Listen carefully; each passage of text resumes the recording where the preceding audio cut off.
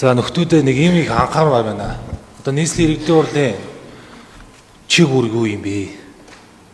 Өнөөдөр ингэж ирц байхгүй.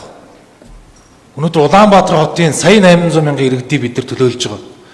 Улаанбаатар хотын дээд байгууллага.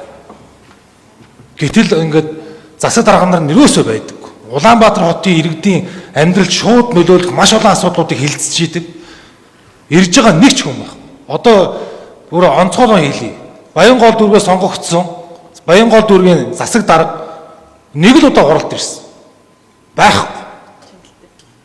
Шингэлтэй. Бас байхгүй. Одоо энэ хилж байгаа асуудалтай холбоотойгоор болон холбоотойгоор ерөөсөө бид нар байх ёстой юм уу, байх ёсгүй юм. Улаанбаатар хотын асуудал хэрэгжиж байгаа шүү дээ. Тэр мундаг ажил хийгээд тэр төвөгжрөл нийгмийн асуудлууд маш олон асуудлуудыг шийдэж байгаа нь хаана вэ? Ер нь одоо энэ Сүхбаатар дүүрэг, Хаан уул дүүрэг бүх засаг дарга нарыг байлцуулмаар ш. Бид ингээл өөрсдөө нэг цалин байхгүй сардаа нэг л удаа хуралддаг, иргэдийнхаа сонгогчдийнхоо итгэл үнэмшлийг хүндэлж чаддаггүй. Тэгэл төсөв санхүү болон албан тушаал болохоор бүгд ирж идэг. Улаанбаатар хотын асуудал дээр маш олон асуудлууд байгаа ш. Тэгээ ингээ ирсэн байхгүй одоо та бүгд хардаа.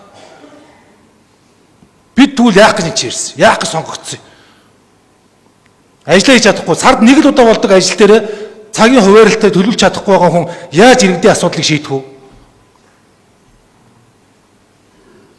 Тэгээ иймэрхүү байдлаар хурал явуулаад байж болох юм уу?